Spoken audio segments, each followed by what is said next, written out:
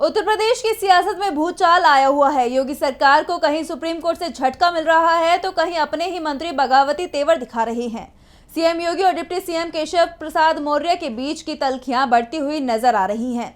अब मौर्य ने सीएम से नई मांग कर दी है, जिसके बाद एक बार फिर यूपी बीजेपी में टकराव की चर्चाएं तेज हो गई हैं।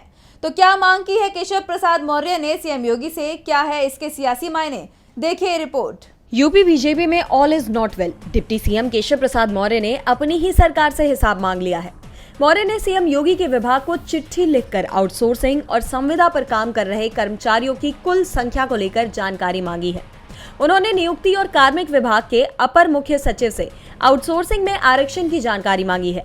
मौर्य ने चिट्ठी में ये भी कहा है कि वो ये मुद्दा पहले विधान परिषद में भी उठा चुके हैं। उनकी चिट्ठी एक तरह से योगी सरकार को चेतावनी के तौर पर देखी जा रही है।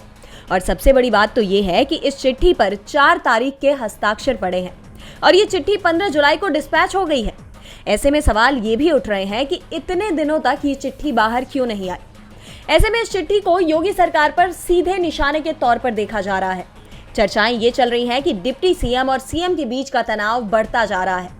दरअसल लोकसभा चुनाव के बाद से ही यूपी बीजेपी में टकराव की खबरें लगातार सामने आ रही हैं और हाल ही में केशव मौर्य के दिल्ली दौरे ने इन खबरों को तूल पकड़ा दिया। इस बीच मौर्य ने ट्वीट कर संगठन और सरकार को लेकर भी नया विवाद छेड़ दिया।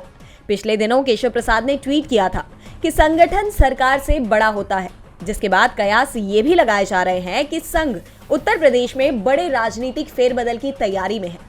और अब ये चिट्ठी साफ तौर पर योगी सरकार के इस आंतरिक टकराव को जाहिर करती हुई दिखाई दे रही है। डीबी लाइव की रिपोर्ट।